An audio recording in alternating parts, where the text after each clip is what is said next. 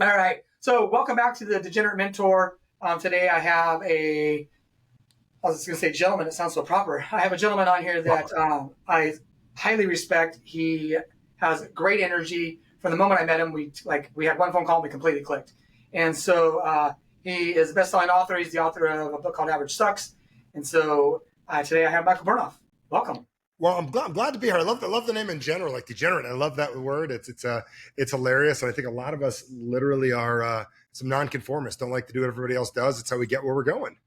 100%. And so, Michael and I were talking before we started officially recording, and we're always trying to figure out what it is that we want to extrapolate for the audience, for people to get something out of it. And so I was telling him that I like to bring people on that I know have felt some type of struggle. Because if you were to read Michael's book, if you were ever to get on any of Michael's coaching or Michael's programs, or you were to go down to his amazing institute that he has in Scottsdale, like you'd be like, wow, like this is, not only is he intense, it's intense. And so he always hasn't been, he's always been that person, but he always hasn't been to the level that he's at now. And so kind of share with us maybe from the beginning, kind of how you got into what you got into, what it looked like, how long it took you, all of those things.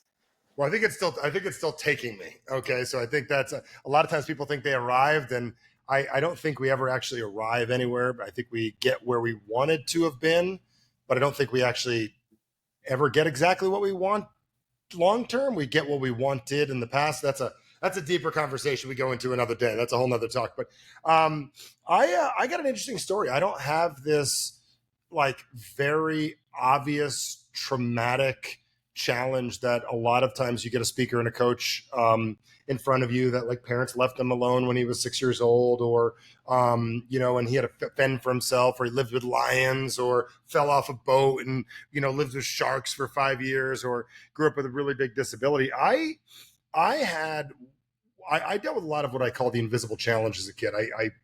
I had big things I wanted. I felt invisible a lot of times inside because I didn't have the courage and the confidence to do the things that I wanted. And I think what I mean by the invisible challenge is I grew up with a pretty normal, simple, easy life. I'm from New Jersey originally, where I'm from. I grew up in this like middle class, lower middle. I mean, middle, like right down the middle class neighborhood in New Jersey in the 70s and 80s. And what's interesting when I say it was invisible is like, the challenge is I wanted big things. I saw them on TV. I saw them when I left my town. I saw them when I went to New York, but I had no clue how to do them. And I think one of the most frustrating things inside is when you want to live a better quality of life and there's no one around you to show you how to do it. And everybody is telling you, just be fine, just be okay. You know how hard we've worked to get to this point.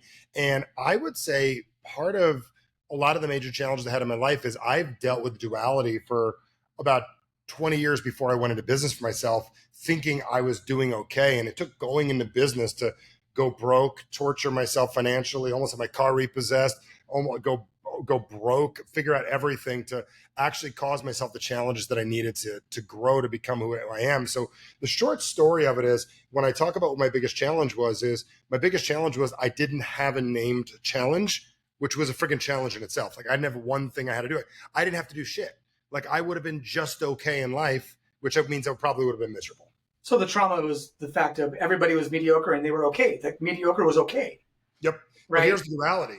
We got this thing going on in our heart. We got this pump, like this thing. It's no different than I'm sweating right now. The thing says 66 in here, but it ain't 66 out. I'm still sweating because I'm excited. And what's interesting about it is, even though what's going on outside, it says the right thing, what's going on inside, my body's warm, I'm hot, I'm excited about this. There's two different things going on. There's outside and inside. So inside my heart, I wanted to do more. I saw myself as capable, but there wasn't a damn person around me that could mentor me, show me, or even lead me where I wanted to go. So I fought on an average day, that thing I call average, every single day. So there's more to it than that. I was insecure. I was shy. I built my own insecurities in my life. I had all kinds of stuff. Like I was very shy at a young age, and I didn't want to be. I wasn't when I went away from the town that I was in, but when I was around the people that I knew, I put myself in a little box, and I was shy a lot of my life, which is very weird for someone like you to hear. 100%. So, like you said, you felt invisible. How did you go from feeling invisible to not feeling invisible? Like, where was that? So, when did you move from New Jersey? Yeah, I moved out of here. So that's an interesting thing. This is fascinating. I've never talked about this before, so thank you for bringing this up. when I go away to camp for the summer, did you ever go away to camp? Yes. So like I would leave my town. Now, did you leave where you live to go to Yeah, camp? in one part of California, we go to a different part of California for camp. Dude, you didn't know anybody. You No. could be anybody you wanted to be. You know what I'm saying? You could be popular, you could be cool, you could be the athlete, you could be rich, you could be poor, you could be whatever you wanted to. So every summer I'd go away to camp, and I didn't lie or anything. I just was me. And then I'd come back to school and I'd be who they wanted me to be, or who I let them be. Like I always say, there's 2 days I missed in school. The day they taught success, I never took that class. I missed that class, right? And the day that they decided who I was and I bought into it. So I, every summer, would go away to camp and I would feel confident. I'd go to a party in high school from another school, like with other people, and they'd look at me and like I'd be in my own person. And then when I finally went to Arizona for college, I decided to invent whoever person I wanted to be, which is who I was originally. And I decided to be outgoing. I decided to be cool, popular, all that kind of stuff. Because what's interesting was I didn't really have an identity for myself as a kid, so I wanted to get good at stuff. I don't drink it all now, but in high school, like I found a way to make fake IDs. This is fascinating, right? And this is good, right? So I took a typing class, and I found out that Courier font size 10 was the same thing they used on the licenses when we were kids. So I'm taking a typing class in high school, and I found a way to make IDs. So I controlled like the liquor trade in high school. So I needed to be known for something. So I wanted to be known for something cool. So I did the fake ID thing. I controlled, when I say controlled, it sounds mafia style, right? But literally you bought alcohol for prom and stuff. You got it through me because I was tall. I had a fake ID and I had the confidence to walk into the liquor store and play the part of someone else. So I tell you this because I didn't have the confidence to go be the athlete, but I had the confidence to do this, like you'd say, this degenerate thing, right? This thing over here to make myself look good because it was easier to do the negative than it was to work towards the positive. Yes. So I don't know what made me bring that up, but I wanted to share that with you. So did you do that? Did you go to ASU? I went to ASU. I did that for about a year and a half. I got a little trouble for that at one point. Great school to do it at. So what's that? Great school to do it. I got a little trouble at one point. I might have had a couple people with like uniforms show up at my parents' house and maybe have a couple of questions for me one day about all that. And then once I got in a little bit of trouble for that, I kind of just scared straight. I'm like, I will never do anything like that again. I thought it was just get kids into bars. They're like, okay, do you realize this isn't just get kids into bars? IDs could be used for people that don't belong here. Do you know what I'm saying? And I was 18. I'm like, I had no clue that could be a thing. So I'm like, okay, got it. They scared the hell out of me, and big old bail fines, all kinds of stuff as a kid scared me. Luckily I was just 18. And since then I don't even jaywalk, but yeah, that was what happened. I went away to college, and you got to be known for something. So I was known for being a really good drinker at the time. Yeah, I mean, I always tell people when they ask me, like, why did you drink the way that you drank? And I always tell them, I got everything. It met all 6 human needs. They're like, well, there's no way that's possible. Like, what about growth? I'm like, I could drink more. I could drink more than you. I could drink it more. I could drink faster, right? And then what about the giving part? I'm like, I just pay for everybody's drinks. Just buy a tab. Yeah. Like, it literally satisfied everything. It just wasn't a very productive way to do it. No, and then the next day you've got a story to tell people because you have something to overcome. You can overcome a hangover. It's hilarious. So look at what I did last night. Oh man, I'm in pain. So you had a beautiful excuse to not be who you're capable of being. And I did that. And it's funny because it was tied to I wanted to be more, but if I didn't believe I could, I might as well pick up a tactic to help me not achieve. My desire was to become more. And this is before I really did what I'm doing today. So I picked up an activity that would actually stop me from, this is a lot of people do. I picked up an activity that was guaranteed to get me my goal. My goal was to be scared of getting what I want, because most people, they think their goal is to get what they want. Most people's goal is to hide what they want from themselves. So I found a way to hide what I wanted from myself by using alcohol and partying and blah, blah, blah, to make it impossible to get what I want. So I could actually achieve my goal of not getting what I want and feeling insecure and feeling like somebody that had a reason for not getting what he wanted. Fascinating. Almost like a self-fulfilling prophecy. Yeah. Like and I did it over and over again. It's automatically by just doing something that makes you feel good, at least in the moment, right? And get the attention and the other things that we want, as just basic humans. Yes, agreed. And that's what I did for years. And then when I got a little older, I got into sales. This is kind of a funny story. I was in a fraternity house in college, and a guy came to me. Jake Plummer was our quarterback at ASU, and Pat Tillman, and it was that years when ASU was incredible, right? And this guy, I believe his name was Ryan Wood, came to me and he said, do you want to get into business with me? It was $500 to get in selling these phone cards back in the day. It was the first business I had. I was 17. And I sold these phone cards. It was a network marketing thing. I made like $2,000 marketing these phone cards. And what's fascinating is that guy, years later, I reached out to him again when I started my business. And I go, hey, man, dude, I want to show you what I got going on these days. He goes, yeah, I'm busy with this project. I'm in Maryland right now. And I'm like, yeah, man, I got this thing going on. He goes, yeah, I got this thing going on too. You should really look at it. We're about to go public. And Ryan is one of the starters of something called Under Armour. Do you know what I'm saying? So it was fascinating that I got into business, but because I got into business, I stumbled across struggling with it really bad. And that's when personal development came in my life. And that is where a solution to my problem. I didn't have a problem. You want to get a problem, get into sales and business, you got yourself a problem immediately. And so what was your first avenue for the personal development side? Like what was first thing I failed at ASU, not failed out. I was invited to not exactly come back because I went on what's called academic probation. And I took a class at Mesa Community College on sales. This is funny. ASU didn't let me in the business school. I've been back to the business school and spoke 4 times to the business school. I remember when Robert Kiyosaki spoke one week, I spoke the next, and we ran into each other. We said our GPA's total was like 3.0, right? And they never let me in the school. But at Mesa Community College, I was able to take a sales class. And there was like this big old list of like books you could read. And one of them was How to Win Friends and Influence People. 19 years old, single guy, going to Arizona State, influence people. I don't know if I even read the book, but I think I have it right here still. I got a copy of it. But this book is an old version, right? yeah.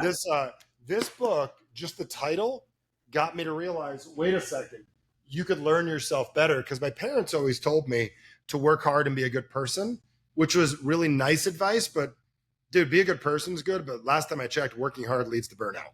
And you got to get intelligent and get better. So that book really woke me up the idea that you could get better. Now, it still shelved it for about 2 years, but that was still my first eye opener. Wow. And so you took a class in sales. You did some network marketing sales. Now, were the cards like, were they door to door? Dude, it was like give me $500 getting my deal. That thing closed. I did a bunch of stuff. Then I did this thing called the Tax People, which was like selling tax service. I'm 19. You want to like sell something boring? Sell tax services at 19 or 20 years old. So I sold how to start your own business to save money on taxes. So what is it about 10P? Like I sold oil change cards. You sold those too? The red and black ones? Yeah, where they put us in a van and drop us off at like an apartment center.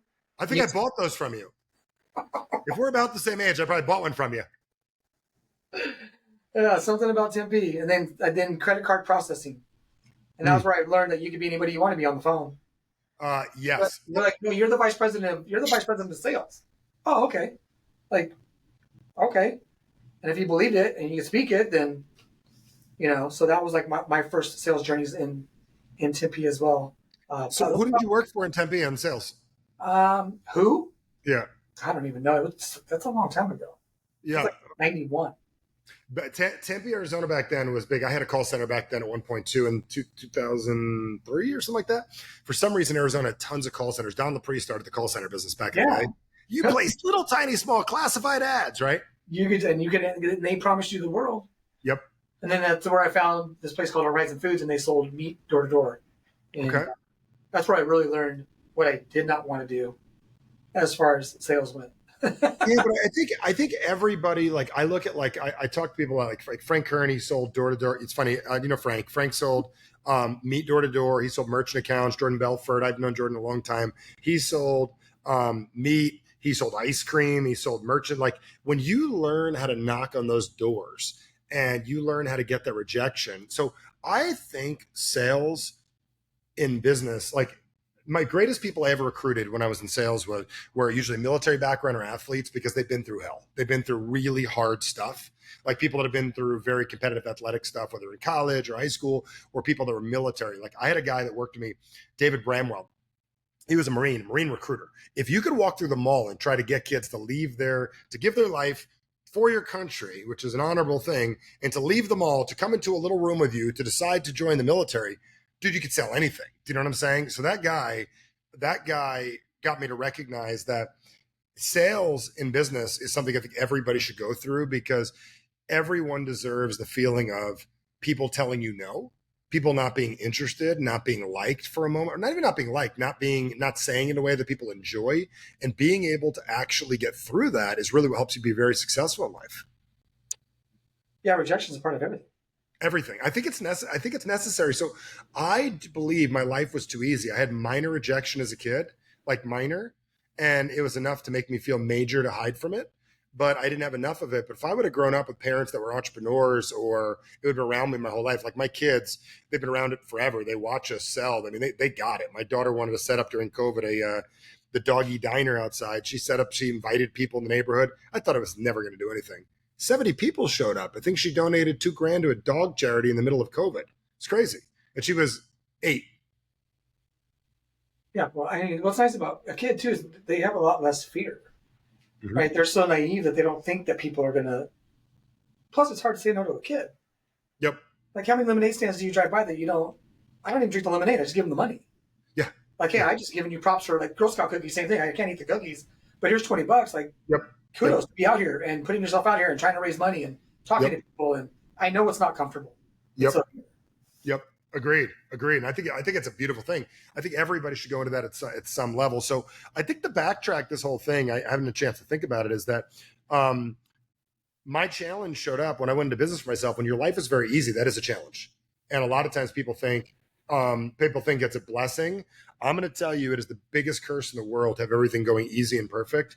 When I coached hockey, I always told the kids, I said, when you're winning, you're going to get the worst speech from me at the end of the game. We're going to break down everything you did wrong, and then we'll go celebrate. When you lose, there's nothing to talk about. You know what you need to do different next time, right? So I believe when we're winning, we're in the most vulnerable spot. yeah, success breeds failure. Yep. It's crazy. Then you think you know everything. Oh, we got it. That's like, I remember reading something. I think it was The Infinite Game, and said, you don't have to beat your competition. You just have to outlast them. Yes. Because Yes. if someone's number one, then at some point somebody else will be number one. Like, you don't have to be number 50, right? And it's always good to have that adversary like Microsoft and Apple for years, right? Back and forth, because it's leveling each other up. But a lot of times when people, I think they, like you said earlier, like, you really never make it. And then if you do, you just get comfortable, and then you go down the other side of the mountain. Agreed. And it's interesting because it's funny because I talked to a lot of, you're massively successful what you do. I mean, when I came up to visit you in town, one of the coolest things I've ever seen is like between you and the business partners you had and the stuff that you guys were dealing with, like everybody knew everybody. You were like, had that so dialed in. You've got so good with people. You found your market. You know what you do. You got an incredible team. And I truly believe that every successful person that I come across, they've got about 4 or 5 things that they do to help them succeed. And it's the same 4 or 5 people, everyone. So like Jim Rohn, my earliest mentor, that guy up there, I think I got a picture of him right there, somewhere up there. Jim Rohn, do you know Jim? Yeah. I got this. It was that guy right there. See a picture? That was me as a little kid with Jim. And Jim always said, like, success is like antiques. Be careful someone that tells you they manufacture antiques. Their old strategies have been around forever. They don't go away. So it's like the same reason people succeeded 3,000 years ago is the same reason people succeed today. It's about a half dozen things that make all the difference. And I'm watching everything we're talking about is like, go get rejected, and then you can make it in business. Don't get rejected. Good luck with business. That's crazy. So at what point did you figure out that, okay, so obviously you did sales.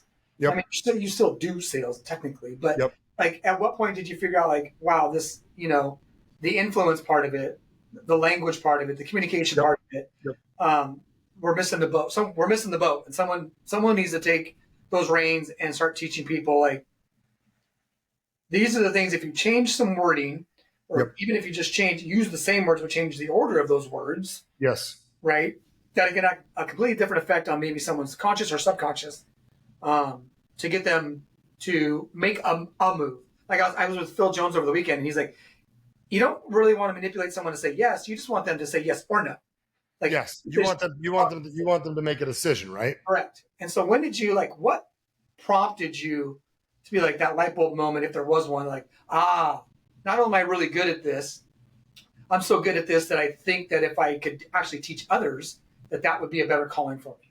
Yeah. So I was in sales, and I started doing training. I had a couple of mentors along the way, and how I met Jim was a very young age. I met Jim around 20, 21 years old. And I had a guy say to me once, I was at an event, I was doing a presentation, just finishing up school. And this guy came up to me and he's like, do you know who you remind me of? And I was like, broke. I got holes in my shoes. I just did a presentation. Nobody bought anything. I'm about to leave. He's like, that was a great presentation. I'm like, no, it wasn't, dude. It was a sales pitch and you didn't buy shit. Like, that's my brain. When you're trying to sell, you'll always be broke, right? So salespeople are horrible at sales. I'm just going to be honest. Great communicators. I mean, am I right about that? When you're trying to sell, you're going to make a one sale and then you're going to annoy them and they get the buyer's remorse and they're upset. So, I'm leaving there one day and the guy's like, great presentation. I'm like, actually, I'm under my breath. I'm like, it's a sales pitch. And he goes, he didn't say anything. He's like, you know, you remind me of, and I'm like, if you say it, I'll kill you. Cause I've been getting the Tony Robbins thing from the infomercial since I was a kid. Right. You're not a small. But I should have taken it as a compliment. Right. And he goes, he worked with Tony for years. Are you familiar with neuro-linguistic programming? And I'm like, well, you know, I heard about that before. And I'm like dead broke. I'm struggling. And there's a guy that owns a pet company trying to help me. You like own a pet first aid, like CPR for pets. That's the guy who woke me up, right? And I'm like, yeah, whatever.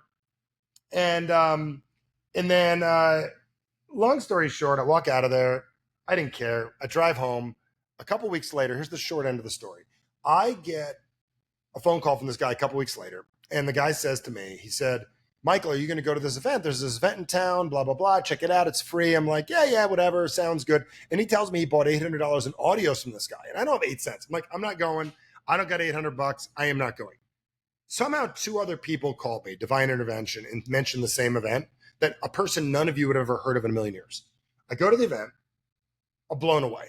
Like I didn't realize how much, again, good thing I got that one book. It woke me up. And at the end of the event, the guy says, I don't care what you do. I care what decision that you make. And at the end of the event, he says, I want you to stand up and make 2 decisions. One decision I made is I pointed at him, and I was like 21 years old. And I pointed him, I go, that's what I'm going to do the rest of my life. I'm going to be a speaker. I'm going to train people. I had no idea that I didn't mean it. I just said it. It was like that imaginary business that I wasn't going to do. And number 2 is I convinced my friend's mom to put the $800 in tapes and CDs in her credit card, and I pay her back later. And I did. And that was a good return on investment. And what was fascinating is I made that decision. I told the guys to be a speaker. He probably like, yeah, whatever. 2 days later, I'm at my gym and there's a sign outside the door. It says, we're looking for an outside company to help train people. I went in, I did a pitch, I spoke for free, and then they booked me for $3,000. And all I taught them is language. I've been struggling for years in sales and business, right? Struggling for years, but I knew how to sell. I'm not saying I wasn't making money. I was just barely getting by. But so are these guys. And I knew the stuff. So I taught them stuff. They were blown away. They hired me. And then I went back to my company and I said, hey, can I train you guys? And they go, on what? I go, I don't want to teach sales. I want to teach how to use words to influence people. And they go, sounds great. So I started doing training along with my sales stuff. And what I recognized at a very, very young age was the way that people communicate about themselves to themselves impacts how people respond to them. So the way that I talk about me to me makes you respond differently to me. And the way that I talk about me to you about me makes you respond a certain way to me. And then the way that I look at myself and the way that I allow you to look at me affects how you see me. And what I recognize is most people didn't start there. They're so interested in convincing people, but they haven't decided to be an impressive person. They want to impress somebody, but they never decided to be an impressive person. So it was right around that time that things started to change. So literally going to an event and making a decision of that's what I'm going to do is a BS statement I made that day, boom, started to change everything for me. I don't know, was it? No, not really. I think I've been doing it my whole life, and I think it woke me up. I think I was there the whole time. I just didn't accept it. And so you were talking about, the way that you talk to yourself. Do you think that when a salesperson is selling, right, like trying to convince somebody, and it doesn't work, is that because they haven't convinced themselves? Okay. So here's the deal. People, struggle. There's 2 questions. It's funny because people always ask me, what do I say to this guy? And I go, that's a wrong question. And they go, what do you mean? I go, first thing is, what state are you in? What state do you want them to be in? Very quickly, right off the bat is, what are you saying about the person and how do you want them to respond? So it's not what do I say, it's how do you want them to respond? I want them to say yes. Okay. Do you want them to say yes out of guilt? Do you want them to say yes out of obligation? Do you want them to say yes because they want it? Do you want them to find value in it?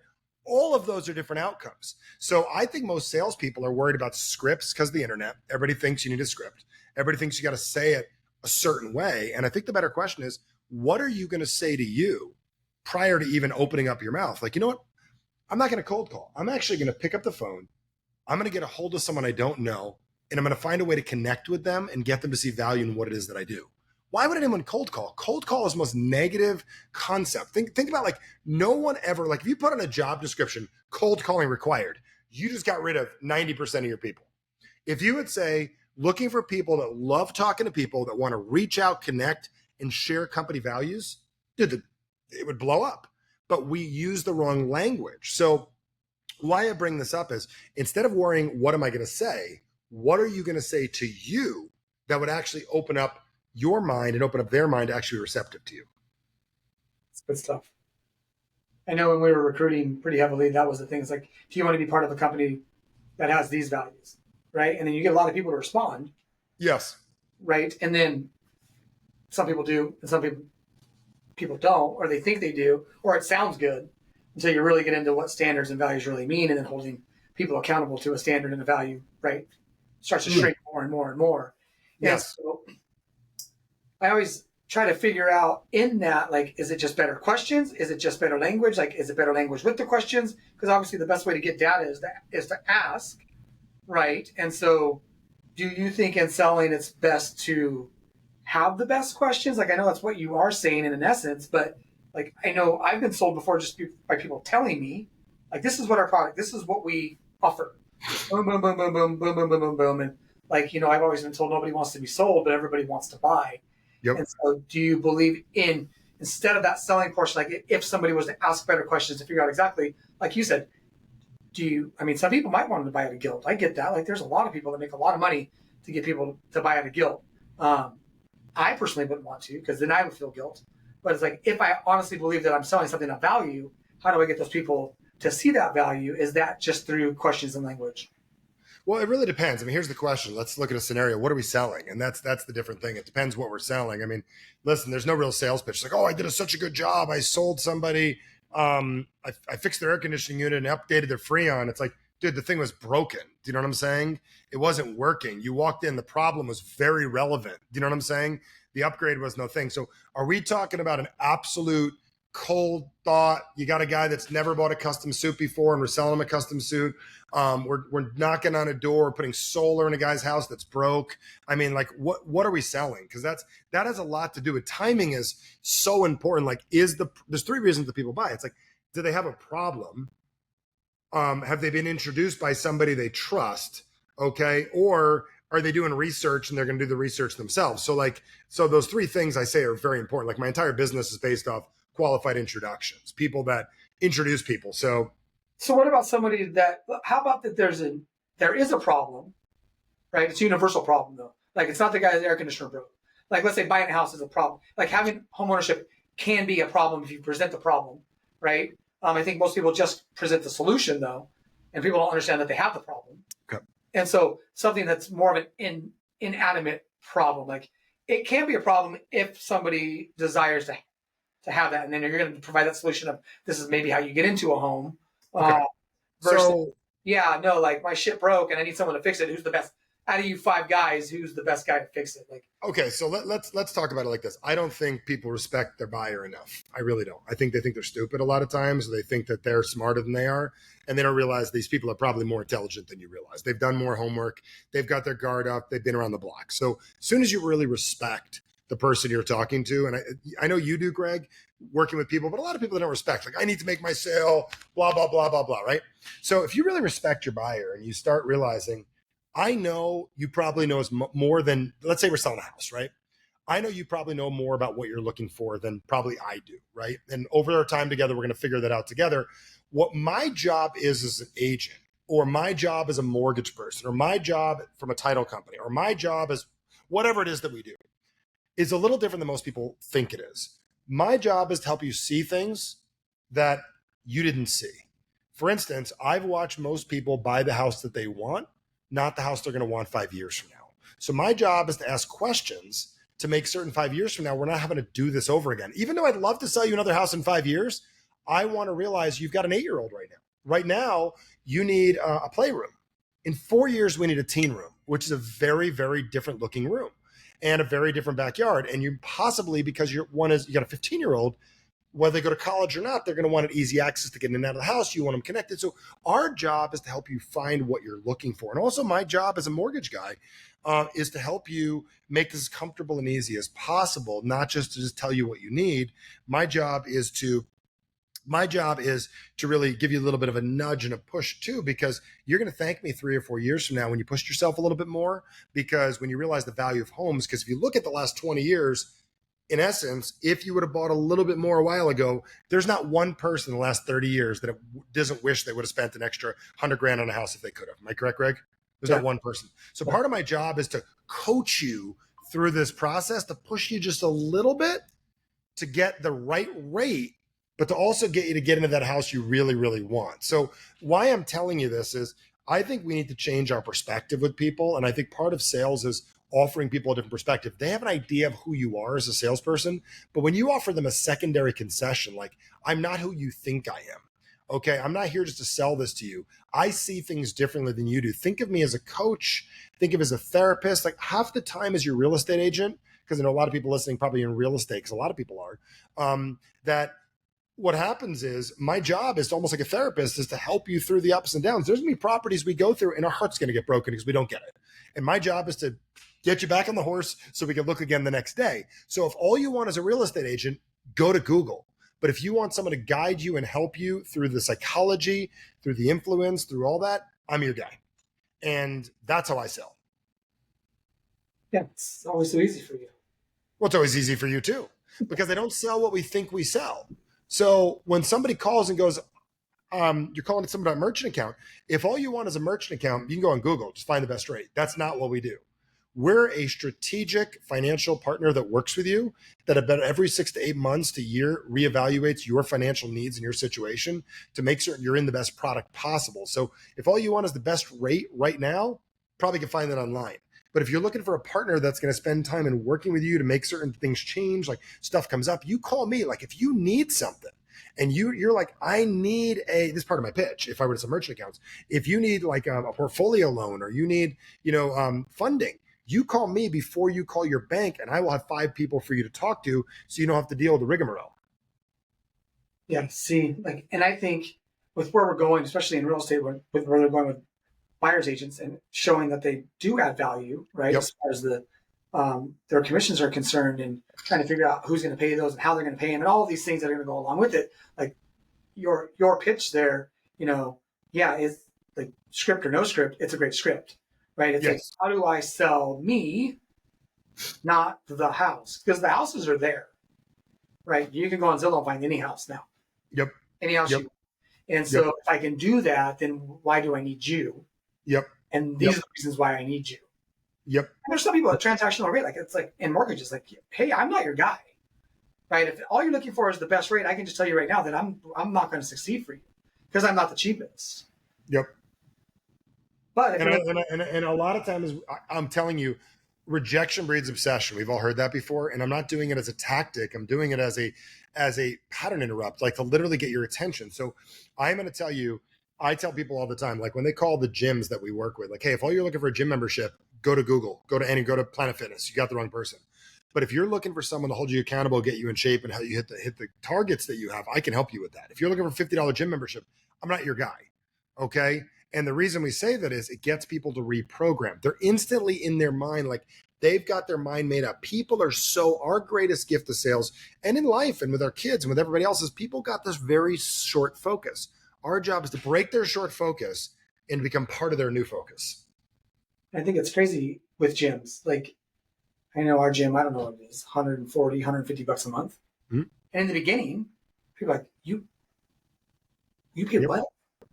Like, that doesn't make any sense. I'm like, well, it doesn't until like we were at a meeting yesterday, 3 of us all go to the gym. And one guy's like, hey, sidebar question, who trained you guys? And we just started laughing. And we're like, well, that guy actually owns the gym that we go to, because it's like over time we have gotten way fitter than we were 10 years ago. Yes. Right? And the money that we've spent, obviously for us, is very well spent. But it's quite a bit of money compared to $10 a month at Planet Fitness. But what I at least know about me is $10 a month at Planet Fitness, I would have quit I've been going to my gym for 12 years. I would have quit 11 and a half years ago. Right. And I would be back in the same shape that I was before I went there. So the fact that they built a community, that you do feel like you're working out with your homies while you're there, that you do see a result, that it is hard and it is uncomfortable. And, you know, some of us like the uncomfortableness, and we go back and we go back. It's like, it's worth the amount of money because I'm getting 10x the result. And you're with a higher level of a person too. Like I tell people there's a market for everything that you want to do in life. And a lot of times people sell to the lower market. Like I'm thinking my gym, I got a trainer that I work with twice a week. I pay a lot of money for it. Do you know what I'm saying? And per session. And the reason I say people, why do you need it? Because I don't have the time to figure out all that stuff that he understands from a PT perspective to help me. I wanted to get better at hockey. So he's like, hey, I can figure out how to do that and watch YouTube videos, or I can have a guy do all the research for me to figure out how to make me more of an explosive stride. My daughter goes there as well for figure skating and goes to the same guy. So in 2 sessions a week, my game got better and my confidence went up. And then here's the crazy part. I'll meet a guy at hockey that I'll do business with. One guy's going to do stuff on my new home that I'm buying. And the other one is I'm going to start coming to our events. And the reason I'm telling you that is when you put yourself in those situations, you get the biggest opportunity to win. So it really just depends what you're marketing. And I think a lot of people think of sales as trying to get one over on someone instead of realizing sales comes from the Norse word sale, which means to serve. If we serve somebody, that's where the shift comes in. Yeah. And I joke about it, but through my gym over 12 years, I don't know, it's 30, 40 loans. Not because I went in there selling, because we just worked out. You're there. Yes. And it's in a more intimate community, right? There's not machines everywhere where you're going and you never see anybody. It's like, no, it's a group. It's group coached. You see the same people over and over again. Then they have barbecues and you do this and you like, and then you become friends innately. And then it's like, well, wait a minute, we need to buy a house, or we were thinking about refinancing. Oh, doesn't Greg do? Greg's the guy. Yeah, it just naturally happens, right? And so by putting yourself in that community, but like you said, it's a different when the price is 10x, not that the caliber is 10x. But there are some different things that are happening, and there are different conversations that are happening because of that. Plus, like for me, if I pay for something, it holds me accountable to it. For me, right? Yes. People say, why do you have 4 different coaches? Well, because in those 4 areas, I'm highly accountable to what I want to accomplish in those areas. Or if I just did it on my own, I know I wouldn't do it. I know that about me.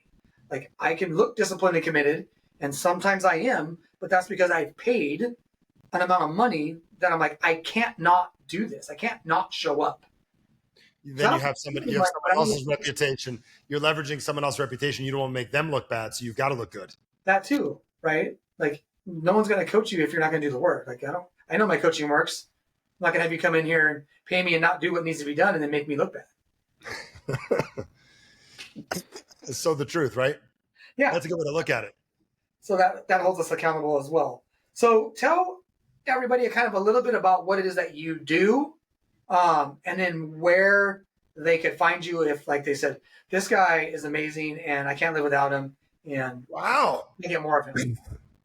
I think we had a great conversation today. People like this is what it looks like when Greg and I talk, just so you guys know. This should be one of your models. Like this would be Greg and I at a coffee shop in Havasu. If you came up to Phoenix, this is the way people speak. My background's communication influence. I less in the sales realm. If you want sales trainers, there are some great ones out there. That's not at all what I do. It just so happens that stuff I teach has a lot to do with sales. So my background is mindset and communication and influence. We own the Human Communication Institute here in Scottsdale, Arizona. And you can find me at michaelbernoff.com, Instagram, Facebook, everything else like that.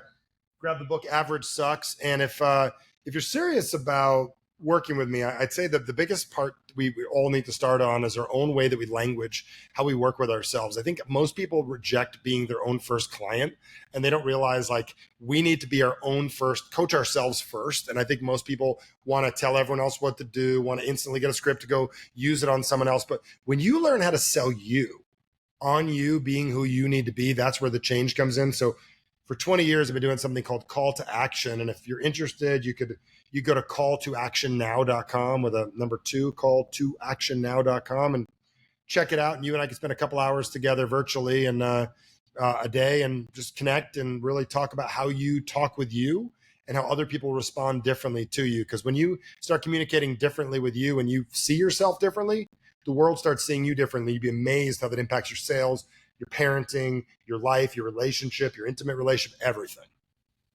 Awesome. Well, Michael, I really appreciate you coming on today and spending some time with me. Yeah, like I know I talk fast, but it seems like I talk faster when I'm around Michael. I have energy, but he definitely lifts my energy up even more. And so we really appreciate you being on, and we'll talk to you soon. Appreciate it, brother. Thank you. Thank you. Yeah, that was great.